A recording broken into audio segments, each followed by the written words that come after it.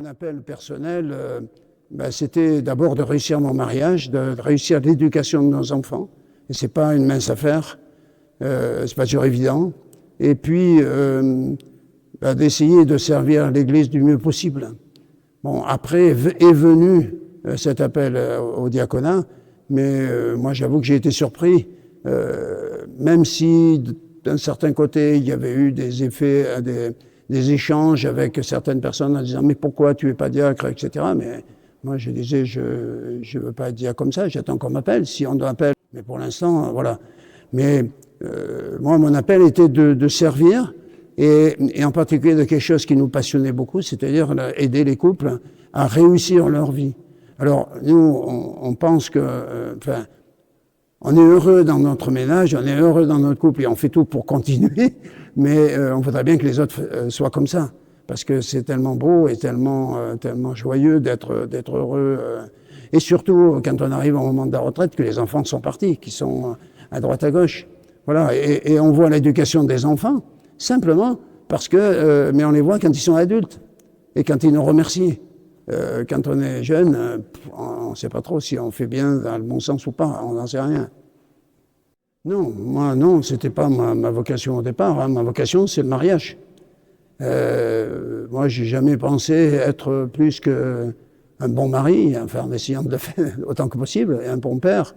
Mais voilà, et après après, c'est vrai que quand on s'implique là-dedans, on s'aperçoit que ça peut devenir une vocation, mais c'est pas une vocation de départ. Ceux qui se forment quelquefois comme diacres et qui n'ont pas été appelés réellement, on s'aperçoit qu'ils n'ont pas réellement la vocation. Parce que la vocation d'un diacre, ça implique les deux. Hein. Il faut que l'homme et la femme, et la famille, et les enfants, pour ceux qui en ont encore en âge scolaire, quoi. Hein. Moi, j'étais impliqué dans l'église, enfin, nous étions impliqués dans l'église depuis très longtemps. Je faisais chanter à l'église, etc. Et à la préparation au mariage, en particulier depuis très longtemps. En fait, quand l'évêque a demandé aux prêtres des paroisses d'essayer de trouver des diacres parce qu'il voulait que ça s'étoffe un petit peu, parce que c'est pas pour remplacer les prêtres, on n'est pas là pour ça, mais pour les aider. Eh bien, ils ont demandé aux prêtres, et puis le prêtre qui était chez nous, il a dit, tiens, pourquoi pas eux?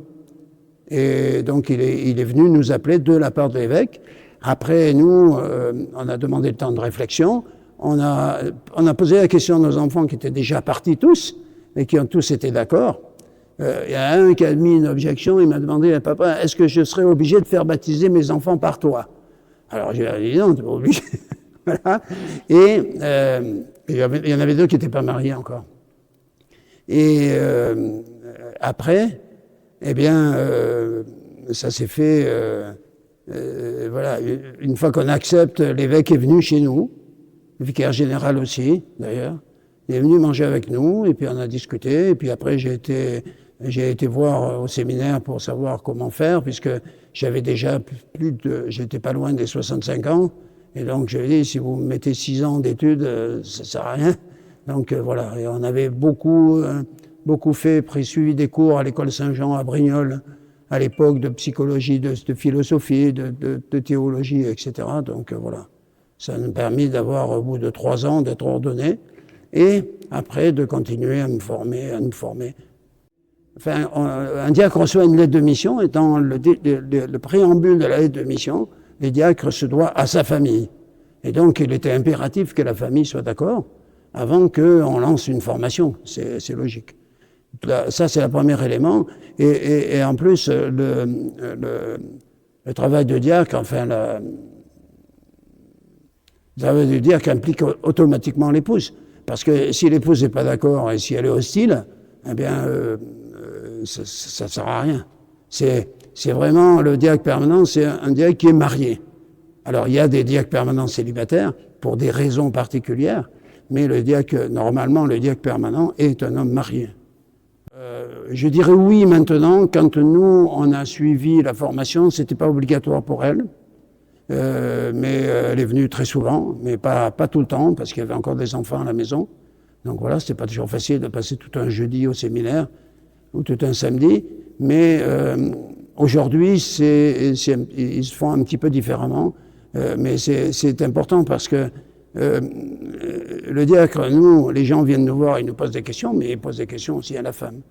Et si la femme de diacre est représentante du diaconat permanent, c'est un élément important du diaconat permanent. Et si elle n'est pas d'accord ou si elle n'est pas bien formée, eh bien, elle peut contredire l'action de son mari, et puis contredire même simplement la doctrine de l'Église. C'est important qu'elles soient formées et en règle générale, elles sont très intéressées. Mais on le voit d'ailleurs par certaines qui n'ont pas suivi complètement toute la formation, quelquefois ont des difficultés. Oh, nous, on le vit très bien. Quelquefois, c'est un peu trop prenant, mais bon, on arrive à dire non. C'était d'ailleurs un des sujets des conversations qu'on a eues le 1er mai, quand on s'est retrouvé avec tous les diacres de la province. On était 90 ou une centaine, enfin à peu près. Il y a eu des carrefours qui ont été faits entre les diacres, des carrefours qui ont été faits entre les épouses, des carrefours qui ont été faits entre les évêques qui étaient là, les vicaires généraux, enfin, etc. Et dans notre carrefour à nous, on a répondu à une question. Et la question, c'était de savoir, et la réponse à cette question, c'était de savoir dire non quand on était surchargé. Alors, c'est plus facile pour celui qui travaille encore comme un médecin, neurologue, enfin voilà, c'est plus facile. Un célibataire, c'est là où c'est la difficulté, enfin un célibataire, un retraité, c'est là qu'il y a la difficulté, parce qu'un retraité, c'est naturellement libre, surtout quand il n'y a plus d'enfants. Et c'est là qu'il faut savoir dire non. Et c'est là que l'épouse intervient, parce que c'est elle qui sert de catalyseur.